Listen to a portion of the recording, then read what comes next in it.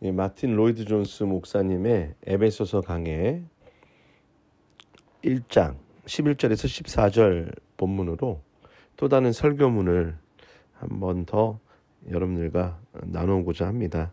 제목은 듣고 믿었고 바랐었다. 시작하겠습니다.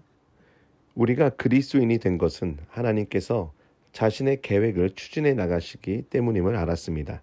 또한 그러한 일을 진행하여 나아가시면서 방편들을 사용하신 것을 알았습니다. 여기서 우리는 하나님께서 우리를 그리스도 안에 놓기 위하여 하나님께서 우리를 우리 복되신 주 예수 그리스도 안에서 예배하실 기업 물을 자로 삼기 위하여 사용하시는 방편들이 무엇인가 이 본문을 통하여 듣게 됩니다. 바울은 13절에서 그 안에서 너희도 진리의 말씀 곧 너희의 구원의 복음을 듣고 그 안에서 또한 믿어 약속의 성령으로 인치심을 받았으니 라고 말합니다.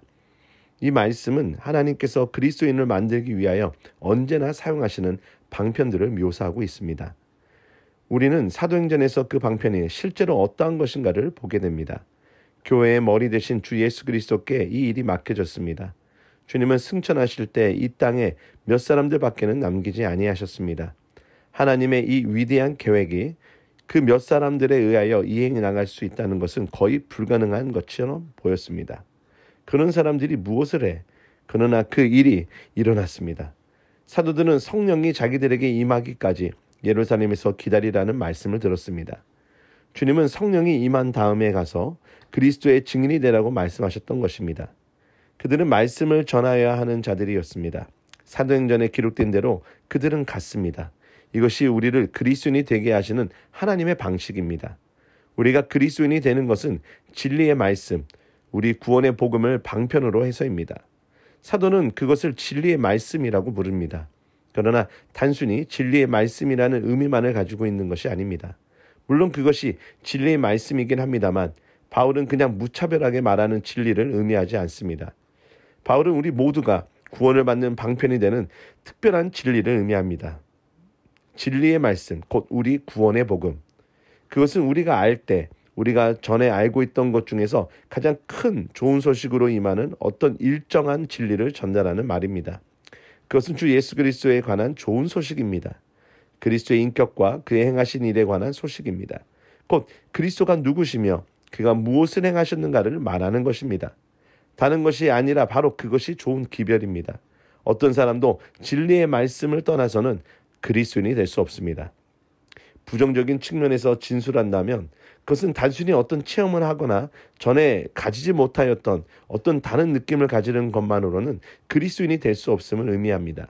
많은 사람들은 그러한 것이 사람들을 그리스도인이 되게 한다고 생각합니다.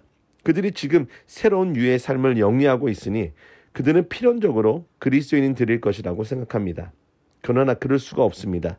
여러분은 진리, 곧 구원의 복음을 떠나서는 그리스도인이 될 수 없습니다. 이 점은 근본적인 것입니다. 우리는 신문지상에서 세계의 가장 위대한 그리스도인들로 칭송되고 높이 선전되는 사람들에 관해서 읽습니다. 그러나 그러한 사람들이 때로는 자기들이 생명의 외경이라고 부르는 것 외에는 어떤 것도 믿지 아니하는 경우가 있습니다. 그들은 진리의 말씀을 믿지 아니합니다. 하나님의 말씀을 믿지 아니합니다. 그들의 입장은 그리스도의 인격과 그리스도의 하신 일에 의존하고 있지 아니합니다. 선한 삶을 영위하는 사람들을 그리스도인으로 생각하는 사람들이 많습니다. 다른 사람들을 도와주기 위해서 자신을 크게 희생하는 사람들, 선한 일들을 행하는 사람들을 그리스도인으로 생각하는 사람들이 많습니다. 그러나 그것은 잘못된 생각입니다. 이 진리의 말씀을 떠나서는 그리스도인이 되는 일이 있을 수 없습니다. 이것이 바로 그리스도인이 되게 하시는 하나님의 방식입니다. 우리가 그리스도인이 되는 것은 진리의 말씀, 곧 우리 구원의 복음으로 말미암습니다. 세상에는 우리에게 여러 가지 체험을 주며 좋은 느낌을 줄 수 있는 기관들이 많습니다. 그러한 것들은 우리로 행복감을 가지게 합니다. 우리로 더 많은 선을 행하도록 인도하기도 합니다. 그러한 결과를 가져오면서 이단인 경우들도 많습니다. 우리 기독교의 논증과 이단의 것과의 차이는 그들이 이단들이 그러한 결과를 가져오지 못한다는 것이 아니고 진리를 기초하고 있지 않다는 점입니다. 그들은 분명 어떤 결과들을 산출합니다. 많은 이단들이 선한 것을 행하였다는 사실을 부인하는 것은 우스운 일이 될 것입니다. 어떤 사람들은 어떤 이단을 따라간 다음에 전체 삶의 변화가 일어났다는 증거를 하는 이들도 있습니다. 그들은 전에는 비참하였는데 이제는 행복한 사람들입니다. 이제는 염려를 모르는 사람들이 되었습니다. 어떤 고통들도 제거하게 되었습니다. 그들은 이제 참으로 모든 방편에서 더 나아졌다는 느낌을 가지고 있습니다. 삶이 기쁨과 행복으로 가득하게 되었습니다. 그러나 우리는 하나님께서 사용하시는 것은 진리의 말씀이라고 주장해야 합니다. 우리에게 기업 물을 일이 일어나는 것은 우리 구원의 복음으로 말미암습니다. 그것은 사도들에게 전달된 메시지로 말미암습니다. 그들은 우리에게 그런 메시지를 전하기 위하여 능력을 힘입게 되었습니다. 바로 그것만이 우리를 그리스도인이 되게 합니다. 우리는 이 문제를 교의적으로 진술할 수 있고 또 그렇게 진술해야만 합니다. 이제까지 경건치 아니하고 신앙도 없던 사람을 숙고해 보십시오. 그는 전에는 종교적인 일들은 전혀 안중에도 없었습니다. 그저 죄의 삶을 영위하고 있었을 따름입니다. 그런데 그 사람이 새로운 관심을 갖기 시작하였습니다. 결국 종교 안에 어떤 것이 있다는 것을 느끼기 시작하였습니다. 종교가 자기를 도울 수 있다고 생각하였습니다. 어떤 사람이 자기에게 그가 할 일은 오직 하나님을 믿는 것이라고 일러주었습니다. 그는 이 주장을 받아들이고 성경을 읽고 기도를 드리기 시작하였습니다. 그 생각으로 하나님을 가장 선한 분으로 경배하였습니다. 그렇게 한 결과 그는 더 나아졌다는 느낌을 가졌습니다. 그는 이제 종교적인 사람이 되었고 하나님을 예배하는 것이 얼마나 중요한 것인지도 알게 되었습니다. 그리고 하나님을 기쁘게 하는 것이 중요하다는 것도 알았습니다. 그래서 하나님의 영광을 위하여 삶을 영위하게 되었습니다. 자, 저는 서슴없이 만일 그 사람의 체험이 그 점에서 끝났다면 그는 진정한 의미에서 그리스도인이 아니라고 단언합니다. 그리스도인은 자기의 모든 것이 우리 주 예수 그리스도의 인격과 그가 행하신 일에만 달려있다는 것을 인식하는 사람입니다. 진리의 말씀, 구원의 복음은 진수가 되는 것입니다. 제가 방금 묘사한 사람은 정확히 말하여 구약의 유대인들과 같은 입장에 서 있는 것입니다. 구약의 유대인들은 하나님을 믿었고 하나님을 기쁘시게 하려고 애썼고 하나님의 계명들을 지키려고 노력하였으며 하나님을 경배하였습니다. 그들은 흔히 그러한 일을 위해서 많은 것들을 희생하기도 하였습니다. 바리새인들도 바로 그런 입장을 취하였습니다. 그들은 일주일에 2번 금식하였습니다. 그들의 소유를 가난한 사람들에게 주었습니다. 그들 나름의 방식대로 하나님을 예배하였고 하나님을 위하여 살았습니다. 그러나 그들은 그리스도인이 아니었습니다.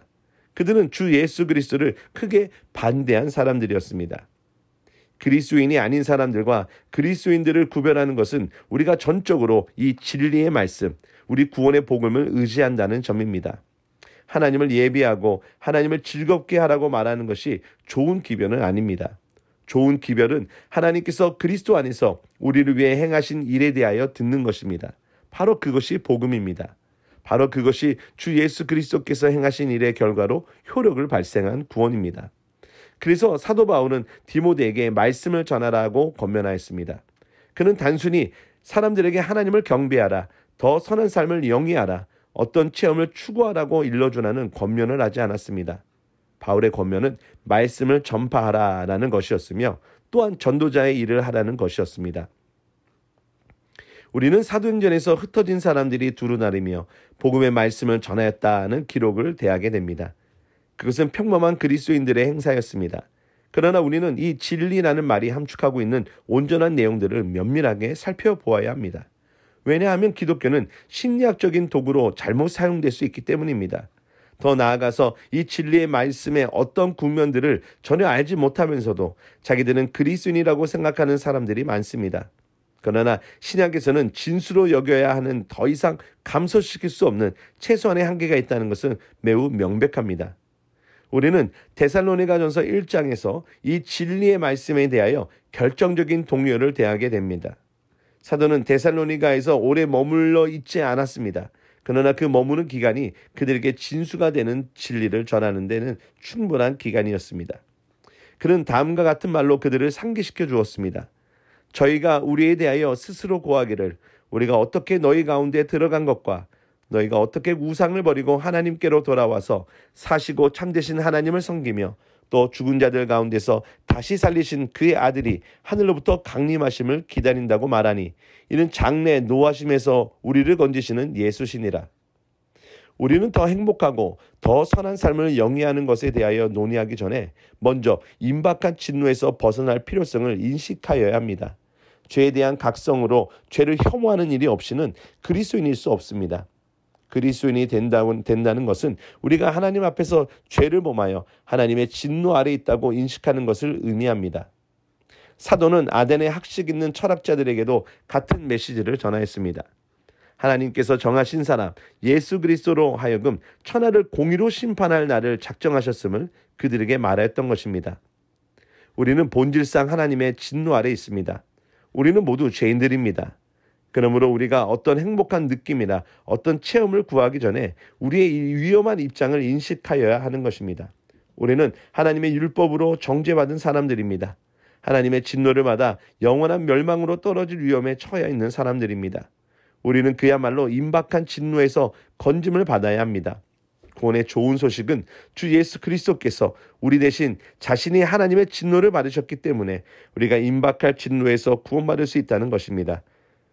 사도 바울은 고린도 사람들에게 편지를 하면서 설교자로서의 자기 임무는 모든 것이 하나님께로 났나니 저가 그리스도로 말미암아 우리를 자기와 화목하게 하시고 또 우리에게 화목하게 하는 직책을 주셨으니 이는 하나님께서 그리스도 안에 계시사 세상을 자기와 화목하게 하시며 저희의 죄를 저희에게 돌리지 아니하시고 화목하게 하는 말씀을 선포하는 것이라고 말하였습니다. 그 말을 오해하지 않도록 하기 위해서 그 편지를 읽는 독자들에게 상세하게 설명하고 부연합니다.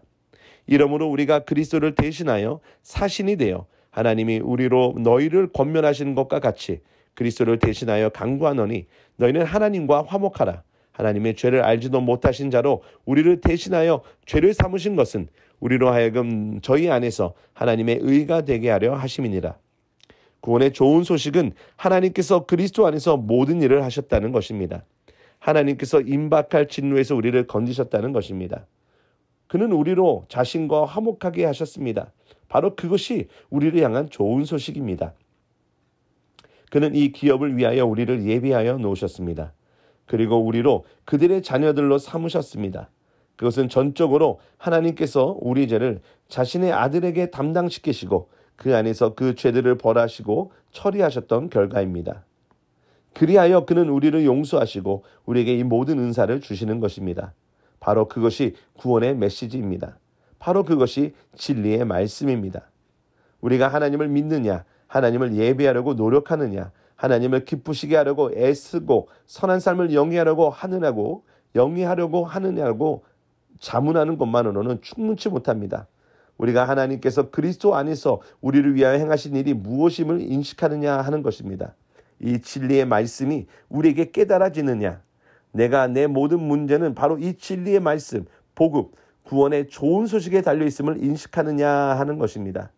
사도 바울은 이 진리를 다른 곳에서 또 다른 방식으로 진술하고 있습니다. 디모데전서에서 하나님은 모든 사람이 구원받기를 원한다라고 말하고 있습니다. 그러나 그가 즉각적으로 자기가 말하는 것은 진리의 지식에 이르는 것임을 주도 면밀하게 밝히고 있습니다. 나는 변화된 삶을 영위하고 있다. 나는 다른 사람이 되었다. 나는 전보다 선한 사람이 되었다고 말할 수 있는 것만으로는 충분하지가 못합니다. 사활을 좌우하는 중대한 문제는 여러분이 진리를 아는 지식을 가지고 있느냐 하는 것입니다. 여러분이 무엇을 믿는지 아는가? 여러분은 너희 안에 있는 소망의 이유를 댈 수 있는가 하는 것이 문제입니다.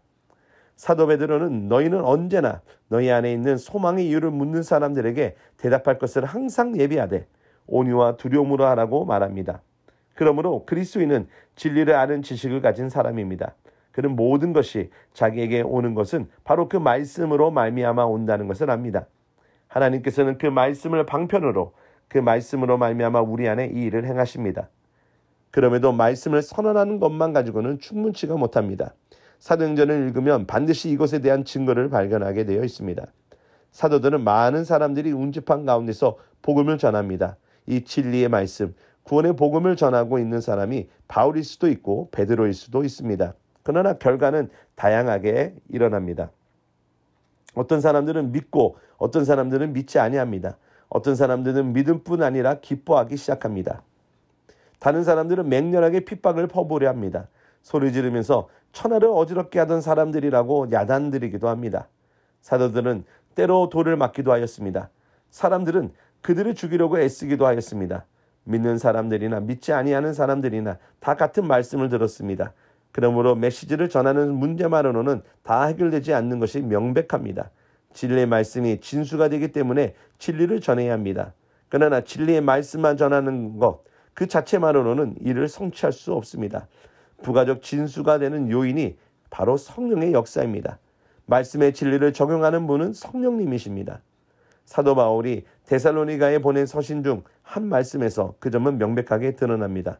사도는 데살로니가전서 1장 5절에서 우리 복음이 말로만 너에게 이른 것이 아니라 오직 능력과 성령과 큰 확신으로 된 것이니 우리가 너희 가운데서 너희를 위하여 어떤 사람이 된 것은 너희 아는 바와 같으니라 말합니다. 에베소서 2장 1절에서는 허물과 죄로 죽었던 너희를 살리셨도다라고 말합니다. 다시 4절에서 그러나 긍휼에 풍성하신 하나님이 우리를 사랑하신 그 큰 사랑을 인하여 허물로 죽은 우리를 그리스도와 함께 살리셨다고 말합니다. 성령의 역사는 기독교 교리에서 진수되는 부분을 차지하고 있습니다. 메시지, 구원의 복음이 모든 사람들에게 다 동일하게 전해집니다. 구원이 모든 사람에게 일반적으로 제시됩니다. 그러나 모든 사람들이 그것을 받아들이는 것은 아닙니다. 그 차이를 결정하는 것은 말씀을 능력과 많은 확신으로 신자되는 사람들에게 임하게 하시는 성령의 역사입니다. 우리는 고린도전서 2장에서 이 사흘을 좌우하는 진리를 말하는 고전적인 다른 진술을 만나게 됩니다. 거기서 바울은 자기는 전할 비밀을 맡은 사람이라고 말합니다. 그런 다음 이렇게 말하고 있습니다. 이 지혜는 이 세대의 관원이 하나도 알지 못하였나니 만일 알았더라면 영광의 주를 십자가에 못 박지 아니하였으리라. 이 세상의 관원들은 그 진리를 깨닫지 못하였습니다. 그리스도도 알아보지 못하였습니다. 그런데 누구들 어떻게 그리스도인이 될 수 있습니까? 고린도인들은 어떻게 그리스도인이 되었습니까? 대답은 오직 하나님이 성령으로 이것을 우리에게 보이셨으니 성령은 모든 것 하나님의 깊은 것이라도 통달하시느니라. 계속해서 우리가 세상의 영을 받지 아니하고 오직 하나님께로 온 영을 받았으니 이는 우리로 하여금 하나님께서 우리에게 은혜로 주신 것들을 알게 하려 하심이라. 어떤 사람도 성령의 역사를 떠나서는 주 예수 그리스도를 믿을 수 있는 사람이 없습니다. 바울은 고린도전서에서 그것을 분명하게 말하고 있습니다. 성령이 아니고서는 예수를 주라 시인할 자가 없느니라. 성령의 작용이 없이는 어떤 사람도 예수를 주로 시인할 자가 없습니다. 그러한 일들이 육에 속한 사람들에게는 어리석은 것입니다. 육에 속한 사람은 하나님의 성령의 일을 받지 아니하나니 저에게는 미련하게 보임이요 또 깨닫지도 못하나니 이런 일은 영적으로라야 분변함이라. 본질적으로 사람은 죄 때문에 복음을 믿을 수가 없습니다. 성령의 역사가 절대적으로 진수가 됩니다. 마태복음 11장에서 기록된 우리 주님 자신의 말씀은 바로 이와 관련된 말씀입니다. 천지의 주제이신 아버지여 이것을 지혜롭고 슬기 있는 자들에게는 숨기시고 어린아이에게는 나타내심을 감사하나이다. 그 다음에 이 일의 해답은 오직 하나님이 말씀하십니다. 옳소이다. 이렇게 된 것이 아버지의 뜻이니이다. 아버지께서 그러한 일을 뜻하셨다고 하는 일 외에는 다른 설명이 없습니다. 모든 일은 그 마음의 원대로 역사하시는 자의 뜻을 따라 된 것입니다. 우리는 이러한 일을 이해할 수 없습니다. 그러나 그것이 진리임을 압니다. 우리는 스스로 그리스도인이 될 수 없습니다. 그것은 우리 안에 있는 어떤 일이 아닙니다. 나의 나된 것은 하나님의 은혜로다. 이것은 모든 그리스도인들에게 해당되는 진리입니다. 이것은 이해될 일이 아니라 믿어야 할 일이요 받아들이고 놀라워야 할 것입니다. 사도행전 16장에 보면 이 문제에 대한 특히 흥미있는 예증이 나와 있습니다. 거기에는 유럽 대륙에 복음이 처음 전해질 때 어떠하였는가를 알 수 있습니다. 빌립보라는 성에서 일어난 일입니다. 사도 바울은 성벽가에 있는 강변에서 몇 사람의 여인들이 안식일 오후에 모여 기도하는 것을 듣게 되었습니다. 그래서 그는 함께한 사람들과 같이 나아가서 그 기도 모임에 참여하였습니다. 그 여인들 틈에 앉아서 말하였습니다. 그들은 이 진리 말씀을 말했던 것입니다. 그런데 루디아라 하는 자주장사가 변화되어 진리를 믿고 유럽에서 처음 그리스도인이 되었습니다. 그러나 루디아가 진리를 믿게 된 경로는 어떠했습니까? 대답이 사도행전 16장 14절에 주어져 있습니다. 주께서 그 마음을 열어 바울의 말을 청종하게 하신지라. 본질로 따지면 우리 모든 사람들의 마음은 진리에 대하여 닫혀 있습니다. 복음의 메시지에 대하여 닫혀 있습니다. 말씀만으로는 그 닫혀진 마음을 열어 부드럽게 하지 못합니다. 그렇기 때문에 성령의 역사가 절대적으로 필요하고 진수가 되는 것입니다. 윌리엄 쿠퍼는 한 찬송시에서 그 점을 이렇게 상기시켜주고 있습니다. 성령이 말씀에 호흡하신다. 그리하여 진리는 보여지는 것이다. 이는 이중적인 역사입니다. 성령은 말씀 안에 있습니다. 그러나 성령은 내 마음에도 계셔야 합니다. 그래서 내 마음을 열어야 합니다. 그래야만 나는 말씀을 믿게 되는 것입니다. 우리를 살리시는 분은 성령님이십니다. 본질상으로는 다 빠지게 되어 있는 우리를 죄의 죽음에서 살리시는 이도 성령입니다. 성령께서는 우리에게 믿음의 활력을 불어넣어 줍니다. 우리에게 이 모든 것들을 가능케 하는 생명의 새로운 원리를 주시는 이는 성령이십니다. 그 모든 것이 에베소서 2장 8절에 요약되어 있습니다. 너희가 그 은혜를 인하여 믿음으로 말미암아 구원을 얻었나니 이것이 너희에게서 난 것이 아니요 하나님의 선물이라. 믿음은 하나님의 선물입니다.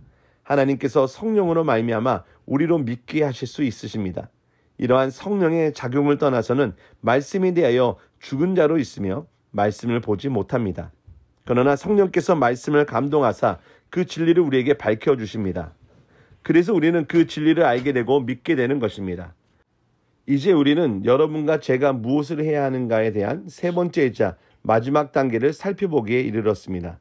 우리가 눈치채지 못하는 중에 성령께서는 일을 하고 계셨습니다. 그 결과 세 가지 일이 일어났습니다. 우리는 그것을 들었습니다. 그것을 믿었습니다. 우리는 그것을 신뢰하고 받았습니다. 사도가 여기서 사용하는 이 세 가지 말씀은 이는 그리스도 안에서 전부터 바라더니라는 말과 그 안에서 너희도 진리의 말씀 곧 너희의 구원의 복음을 듣고라는 말입니다. 그 다음에 그 안에서 또한 믿어 약속의 성령으로 인치심을 받았으니 라는 말입니다. 우리는 하나님께서 성령으로 말미암아 우리를 기계적으로 취급하신다든지 기계적으로 역사하지 아니하신다는 것을 분명히 이해해야 합니다. 하나님께서는 우리의 의지를 억압하지 않습니다. 하나님께서는 그 사람의 의지를 억압하여 복음을 믿으라고 하지 않습니다. 그것은 하나님이 일하시는 방식이 아닙니다. 우리는 자동기계로 취급되지 아니합니다. 하나님께서 의지를 설득하신다는 것이지요. 그는 우리에게 진리가 매력적으로 보이게 하십니다. 그러나 어떤 사람도 자기의 의지와는 상반된 채 복음을 믿는 사람은 없습니다. 하나님께서는 그 사람에게 그런 식으로 진리를 알게 하시기 때문에 진리를 소원하게 되고 감탄해하고 그 진리를 좋아하게 되는 것입니다. 우리의 체험을 되새겨보면 그것은 사실입니다. 이런 일들에 아무것도 보지 못했던 때가 있습니다. 그러나 그것들이 지금은 우리에게 모든 것이 되었습니다. 그 차이는 우리에게 하나님께서 성령으로 말미암아 역사하시는 결과로 우리 안에 한 변화가 있다는 사실로 설명되는 것입니다. 이제까지는 우리에게 진력이 나고 흥미없고 매력적이지 못하는 진리가 갑자기 우리가 들었던 일 중에서 가장 놀라운 일이 됩니다. 그것은 여전히 같은 진리입니다. 같은 설교자에게서 들을 수도 있습니다. 사실은 우리가 달라진 것입니다. 우리는 믿음을 행사케 하고 이해하고 받아들일 수 있는 능을 주는 새 원리와 새 성향을 지금은 갖고 있습니다. 우리는 이제야 이해하고 포괄적으로 받아들일 수 있는 능을 받은 것입니다. 우리는 사도 요한이 말한 바와 같이 성령에 의하여 기름 부음을 받은 것입니다. 우리를 향하신 우리 안에서 역사하시는 하나님의 역사하심을 마치 하나님께서 우리 의지를 강제로 어쩔 수 없이 승복하게 하는 강압적인 것으로 여겨서는 안 됩니다. 그는 우리로 회개에 이르도록 인도하십니다. 진리를 밝혀주고 우리로 그것을 받아들이도록 마음을 여는 일에 성령이 작용하여 믿음을 갖게 하시는 것입니다. 결과는 갓난 아기들처럼 말씀에 순전한 젖밖에는 바라는 것이 없게 되는 것입니다. 이 새로운 생명의 원리, 이 새로운 기능이 모든 것을 다르게 한 것입니다. 우리가 행동하는 것이 가능하게 되었으니 하나님은 우리에게 행동하라고 요구하십니다. 말씀이 전파되고 우리는 그것을 듣습니다. 그러나 듣는 것만으로는 충분치가 않습니다. 우리는 이 말씀을 들어야 합니다만 거기서 멈춰서는 안 되고 믿어야 합니다. 진정으로 그것을 듣는 사람은 그것을 믿습니다. 그는 자신을 죄인으로 알게 되는 것입니다. 자기를 정죄하는 하나님의 율법을 알기에 이른 것입니다. 그는 하나님 앞에서 심판을 받아야 한다는 것을 깨닫게 되는 것입니다. 그래서 그는 관심을 가지고 자신의 위치를 보고 놀라게 됩니다. 그가 무엇을 할 수 있습니까? 그는 죄를 위하여 그리스도께서 죽으신 것에 대한 이 메시지를 듣고는 바로 이것이 내가 필요로 하는 것이다. 나는 그것을 믿고 그것을 원한다. 비록 내가 온전히 그것을 이해하지 못한다 할지라도 말이다 라고 말하게 됩니다. 그와 같이 듣고는 믿게 되는 것입니다. 그는 모든 사람들에게 회개하고 믿으라고 강권하기 때문에 믿는 것이 자신의 의무라는 것을 인식합니다.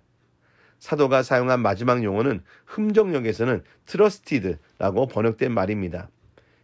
개정역에서와 다른 어떤 역본들은 hoped라고 번역하고 있습니다.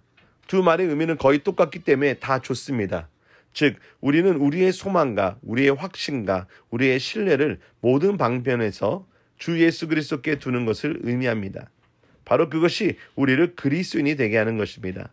그래서 사도는 여기서 유대인들에 관하여 그리스도 안에서 전부터 바라던 우리로 그의 영광의 찬송이 되게 하심이라고 말하고 있는 것입니다. 다른 말로 해서 유대인들이 먼저 그리스도는 오직 유일한 소망이요 오직 유일한 확신의 자원이 된다는 것을 인식한 것입니다.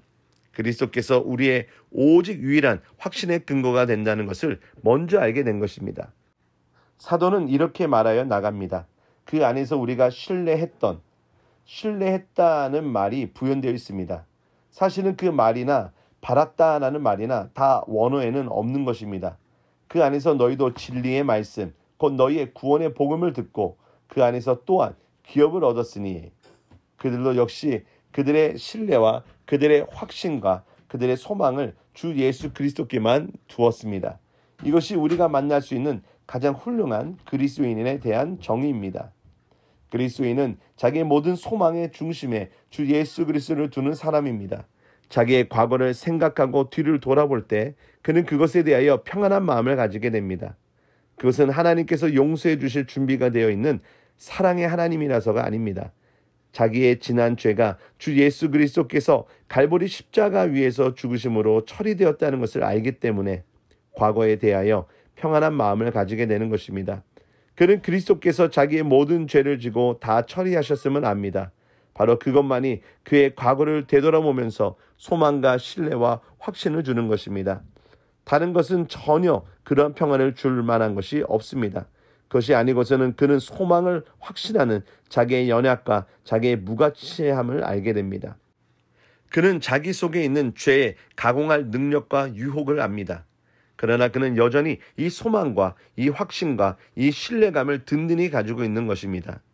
그것은 진리, 곧 주 예수 그리스도와 그의 하신 일에 기초하고 있습니다. 난 언제나 주님이 필요해요. 언제나 제게 가까이 계세요. 그러면 모든 유혹은 힘을 잃어버려요. 그리고 찬미 받으실 주님이 함께 하시면 난 두려움이 없네입니다. 그것이 현재 그리스도인이 가진 확신의 표현들입니다. 그리스도인이 미래를 바라볼 때에도 여전히 그 확신은 흔들리지 않는 것입니다. 그는 무엇이 일어나는지 알지 못합니다. 다른 모든 사람들과 함께 같은 세상이 있습니다. 전쟁이 일어날는지 전염병이 퍼지게 될는지 알지 못하지만 마귀는 확실히 여전히 존재할 것이고 유혹과 죄는 변함없이 있을 것이고 세상은 바뀌지 않을 것입니다. 그는 여전히 약합니다. 그러나 어떻게 그러한 미래의 상황을 대처할 수 있는가? 그는 자기와 함께 계시는 분이 결코 자기를 버리지 않을 것을 확실히 압니다. 그 모든 것은 다 그만두고라도 죽음이 오면 어찌 되겠는가? 죽음은 오고야 말 것입니다. 반드시 죽음을 만나야 합니다. 그러나 여전히 그는 행복합니다. 그는 여전히 소망과 확신과 신뢰로 충만합니다. 삶을 통하여 자기와 함께 하셨던 분이 죽음을 맞이하는 그와 함께 하실 것입니다. 그가 친히 말씀하시기를 내가 과연 너희를 버리지 아니하고 과연 너희를 떠나지 아니하리라 하셨느니라. 그러므로 그리스도인은 내가 확신하노니 사망이나 생명이나 천사들이나 권세자들이나 현재인이나 장래일이나 능력이나 높음이나 깊음이나 다른 아무 피조물이라도 우리 주 예수 그리스도 안에 있는 하나님의 사랑에서 끊을 수 없느니라고 말합니다. 여러분의 모든 소망과 확신의 기초가 그리스도입니까? 만일 그렇지 않다면 여러분은 자신을 그리스도인이라고 부를 자격이 없습니다. 그러나 만일 여러분이 다음과 같이 말할 수 있다면 여러분은 정말 그리스도인입니다. 하나님께서 여러분에게 복 주실 것입니다. 내 소망 예수의 피와 의밖에 없네. 아무리 튼튼한 것이 있어도 난 예수 이름만 의지해. 난 굳건한 반석이신 그리스도 위에 서네. 다른 모든 땅은 다 가라앉는 모래. 여기까지입니다. 함께 해주셔서 감사합니다. 샬롬.